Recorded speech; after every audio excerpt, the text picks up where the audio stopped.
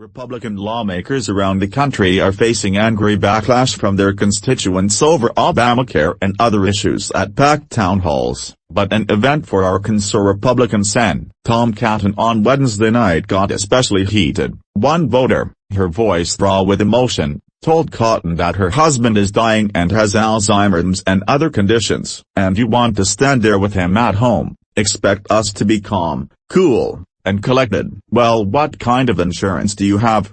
she said, as the crowd erupted. The woman told Cotton that they currently pay only $29 a month for her husband's insurance and $39 a month for hers. "They can't afford higher premiums," she said.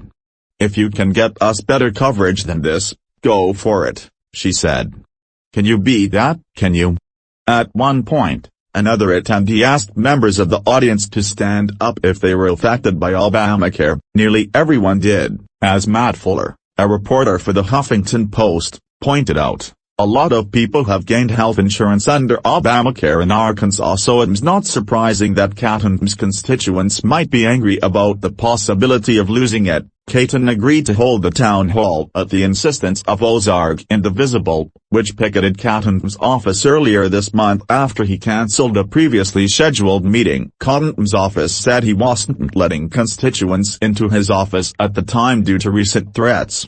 Indivisible is a national network of progressive activists that has been helping local groups organize themselves to attend town halls like these. Other striking moments from the town hall, which drew more than 1,000 people, included a 7-year-old boy asking why it was more important to Donald Trump to pay for a border wall with Mexico than to fund PBS Kids. At one point, Cotton was shouted down by chants demanding that Trump release his tax returns. One woman also made a point of telling Cotton that she was not a paid protester, a phrase that President Trump and other Republican lawmakers have used. _dirty equals greater than go would be racists.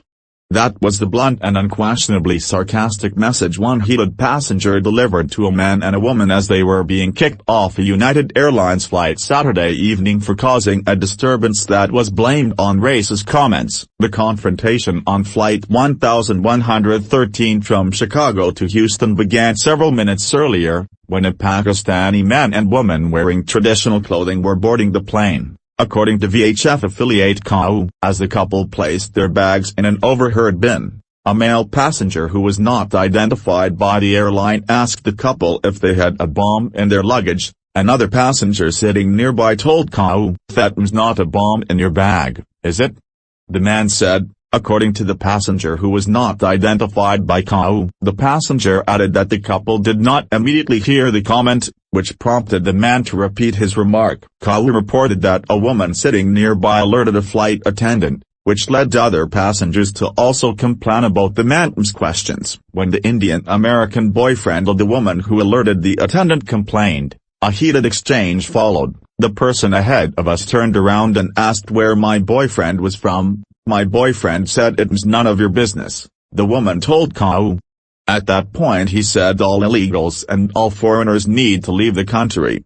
Cell phone footage of the incident shows the man saying all the illegals need to kick off the plane. Moments before the man and woman are asked to collect their belongings and exit the aircraft. "I didn't say anything," the man protested, shrugging. "Happy flight home," he added seconds later while his female companion holds her middle finger up to the person filming. "I hope you stay there. Get out of here," a woman responded. "Racists aren't welcome in America. This is not Trump's America. Go would be racists."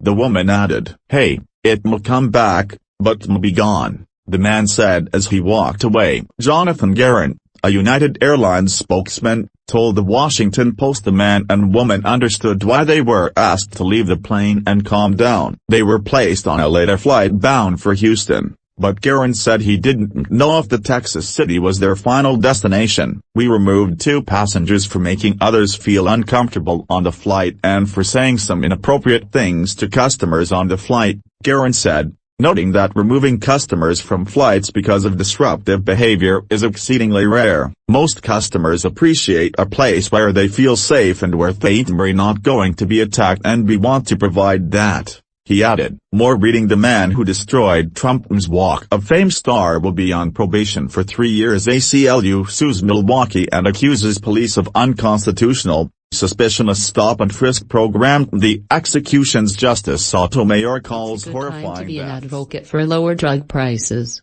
Congress is happily hauling drug company executives front and center to explain rising drug prices. The latest, Spencer Williamson, president and CEO of Kaléo Pharmaceuticals, which makes an injector device for the overdose drug naloxone. Unfortunately, reports indicate Kaléo has responded to the increased need for naloxone devices by raising the price for Evzia by over 600%. More than 70 Democratic members of Congress from both parties wrote the executive this week.